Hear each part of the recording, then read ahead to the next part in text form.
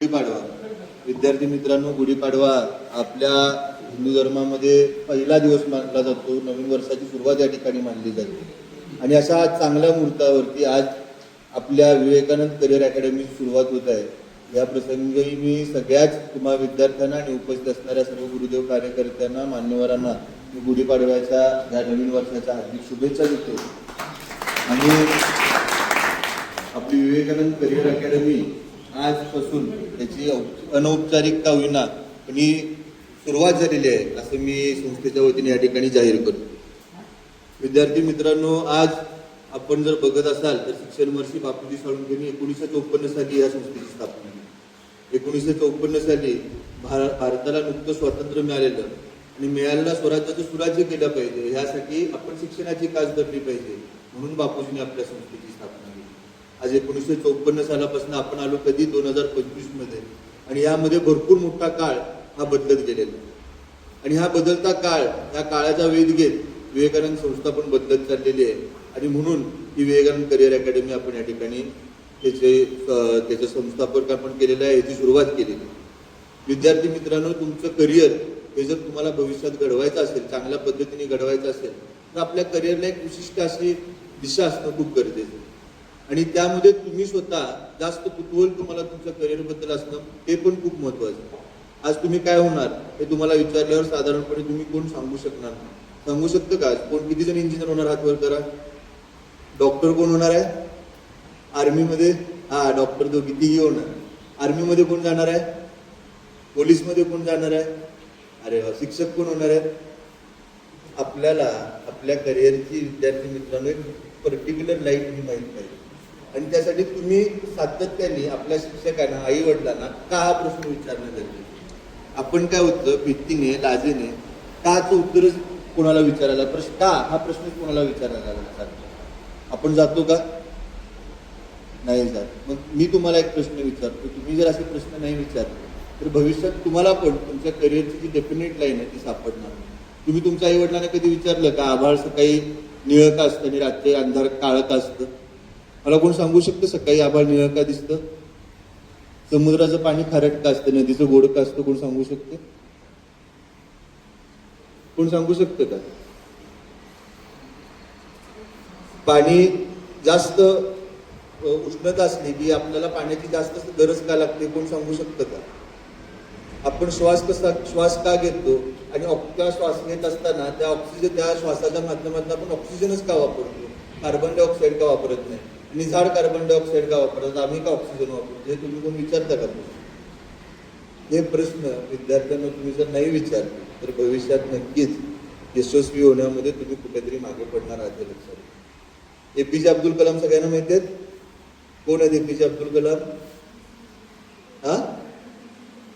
तुला येते? कॉन्फिडेंटली उत्तर द्या की. Missile man of India. बरोबर. त्यांनी काय केलं? कसला शोध लावला? रॉकेटचा शोध लावला. बरोबर. विद्यार्थी मित्रांनो, त्यांनी सगळ्यात पहिला प्रश्न त्यांच्या शिक्षकांना काय विचारलेला माहिती आहे तुम्हाला? त्यांनी पहिल्या सगळ्यात प्रश्न त्यांच्या विद्यार्थ्यांना त्याच्या शिक्षकांना विचारला तो म्हणजे पक्षी उडतात कसे आणि पक्षी का उडतात, आम्हाला का उडत नाही. त्यांच्या शिक्षकांना पहिल्यांदा तो प्रश्नाचं उत्तर द्यायला जमलं नाही, पण तो शिक्षक पण एवढा चिकट होता, एवढा कसाटचा होता की त्यांनी पण अभ्यास केला आणि त्या प्रश्नाला त्यांनी उत्तर दिलं.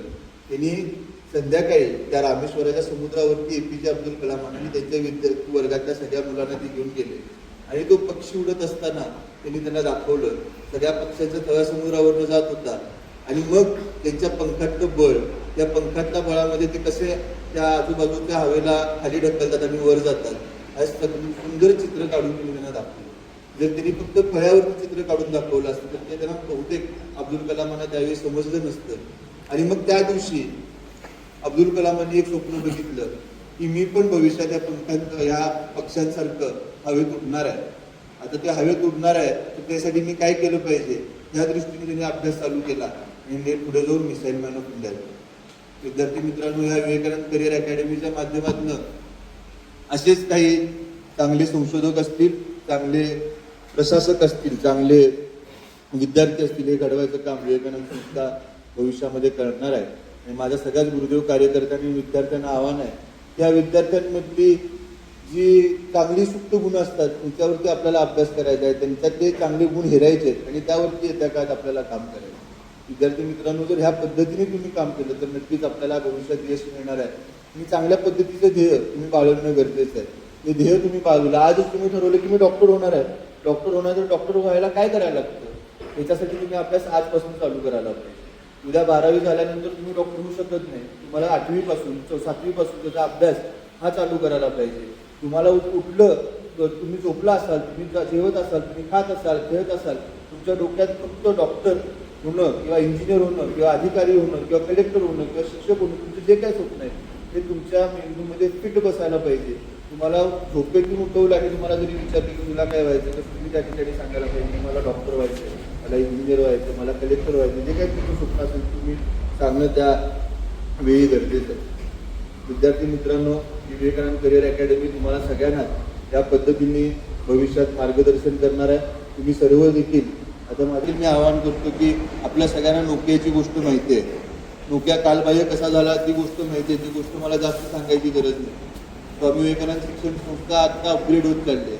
आपल्याला नोकियासारखं कालबाह्य व्हायचं नाही आणि त्याच्यासाठी श्रीराम साळुंखे सरांच्या स्वप्नात ती जी करिअर अकॅडमी आहे ती जर आपल्याला यशस्वी करायची असेल तर तुमच्यातल्या सगळ्या गुरुदेव कार्यकर्त्यांनी तुमचं सगळं तन मन धन अर्पण करून या करिअर अकॅडमीसाठी दिवस रात्री करून काम करणं गरजेचं आहे. आज ही अकॅडमी चांगल्यातल्या सगळ्याच घटकांपर्यंत पोहोचवणं हे त्यासाठी तुम्ही दिवस रात्र काम करणं गरजेचं आहे. आणि आज जर आपण चांगल्या पद्धतीने काम केलं तरच आपण भविष्यात चांगल्या पद्धतीचा आउटपुट त्या ठिकाणी देऊ शकतो. शेवटी स्वामी विवेकानंद शिक्षण संस्था जेव्हा अपग्रेड होत असते तेव्हा ती पुढे जात असते. मगाशी संयम सरांनी सांगितलं की नातू आणि पंटू या ठिकाणी आलेले आहेत.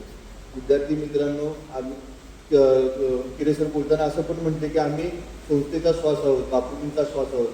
विद्यार्थी मित्रांनो, खरं सांगायला गेलं तर बापूजींचा श्वास हा आम्ही दोघं नसून ते तुमच्या इथे तुम्ही इथे बसलेले सर्व विद्यार्थी हा शिक्षण वर्ष बापूजींचा श्वास आहे.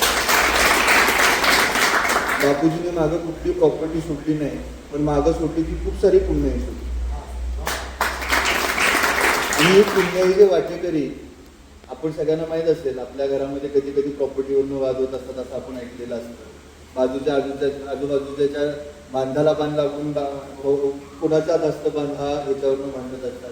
ह्या आपल्या स्वामी विवेकानंद शिक्षण संस्थेमध्ये बापूजींचे जे वारसदार आहेत हे फक्त 1 किंवा 2 किंवा 4 नसून या संस्थेत शिकणारा प्रत्येक विद्यार्थी, प्रत्येक काम करणारा गुरुदेव कार्यकर्ता हा बापूजींचा वारसदार आहे. आणि इथं ह्या त्यांच्या पुण्याईमध्ये सगळ्यांना समसमान वाट आहे. त्यामुळे उकिरे सर, आम्ही दोघं फक्त या संस्थेचे श्वास नाही, श्वासशी लोक आहे. आपण या संस्थेचे रक्तवाहिनी आहोत आणि या रक्तवाहिन्यांनी चांगल्या पद्धतीचं रक्त शुद्ध करून त्या श्वासापर्यंत पोचवायचं आहे. हे ध्येय आपण स्वीकारलं पाहिजे. श्रीराम साळुंखे सरांच्या पाठीमागे खंबीरपणे आपण सगळ्यांनी उभं राहिलं पाहिजे. तरच भविष्याचा वेध घेताना आपण ही विवेकानंद करिअर अकॅडमी यशस्वी करून दाखवू शकू. राम सर, मला आमच्या सगळ्यांच्या माध्यमातून आपले मनापासून आभार मानायचे आहेत. कारण की एक चांगल्या पद्धतीचं तुम्ही या वारूळच्या शाखेत शिकला. विद्यार्थी मित्रांनो, तुमच्यासारखे श्रीराम सर या शाळेचे माजी विद्यार्थी आहेत. ज्या शाळेत आपण शिकलो, ज्या मातीत आपण तयार झालो, त्यासाठी आपण काहीतरी देणं लागतो आणि तुम्ही तुमचं सगळं बाकीचं काम सोडून पूर्ण वेळ या वारूळच्या शाखेला देताय आणि इथं एक चांगली वनराई निर्माण करण्याचं काम करताय. मी संस्थेच्या वतीने आणि आम्हा सगळ्या गुरुदेव कार्यकर्त्यांच्या वतीने आपल्या मनापासून आभार मानतो, आपल्याला शुभेच्छा देतो. आणि नक्कीच जो डी एन पाटील सर पण मगाशी म्हटले तसं आम्ही देखील तुम्ही जी काही जबाबदारी आमच्यावर टाकाल ती स्वीकारून ती खांद्यावर घेऊन दिवस रात्र एक करून हे विवेकानंद करिअर अकॅडमीचं तुमचं स्वप्न यशस्वी करण्यासाठी दिवस रात्र तुमच्या पाठीशी राहू हे आश्वासन मी आपल्याला देतो. पुन्हा एकदा या विवेकानंद करिअर अकॅडमीच्या निमित्तानं स्वामी विवेकानंद शिक्षण संस्थेच्या वतीनं मी ही करिअर अकॅडमीचं उद्घाटन झालं असं जाहीर करतो आणि संयोजकांनी मला 2 मिनिटं बोलण्याची संधी दिली याबद्दल त्यांचे मी मनापासून आभार मानतो आणि थांबतो. धन्यवाद. जय हिंद, जय महाराष्ट्र, जय भारत.